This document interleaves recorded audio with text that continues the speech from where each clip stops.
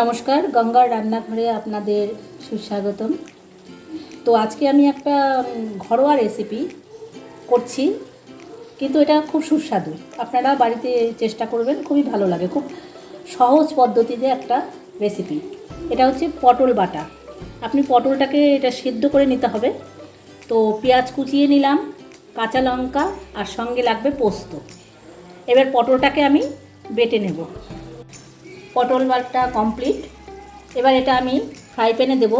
তার আগে ফ্রাই প্যানে পেঁয়াজ কুচানোটা ভেজে নেব। ফ্রাই প্যানে এবার পেঁয়াজটা একটু ভেজে নেব। এটা ভাজা হলে তারপরে আমি পটল বাটাটা দেব। পেঁয়াজ ভাজা হয়ে গেছে, এবার আমি এর মধ্যে পটল বাটাটা দিয়ে দেব।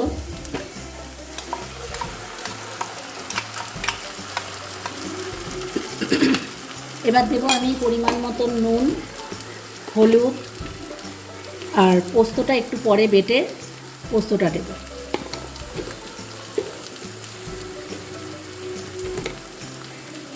ঝালটাও আপনারা যেরকম খান সেরকম দেবেন। বেশি খেলে 2-3টে কাঁচা লঙ্কা একটু বেশি করে দিয়ে দেবেন। পরিমাণ মতো নুন দিয়ে দিলাম। এবার এটা ভালো করে মিক্সড করব। মিক্সড হলে তারপরে আমি পোস্ত বাটাটা দেব।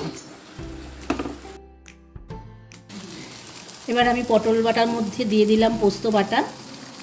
এবার এটা ভালো করে টানিয়ে নেব।